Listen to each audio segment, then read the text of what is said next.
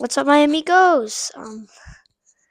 So I just want to come on here and say I will not be posting today because it was like a weird day today. So I started at school. At first we missed the bus, like the people who ride my bus, the fifth graders. Then I was gonna go fishing. I had everything packed up, and then I was riding, and I went down there, and there's like geese and birds, and the birds were like chasing me around.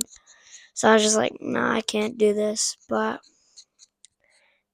yeah, and I think I want to get this top water frog lure. There should be a picture like right here. I'll put a picture right there.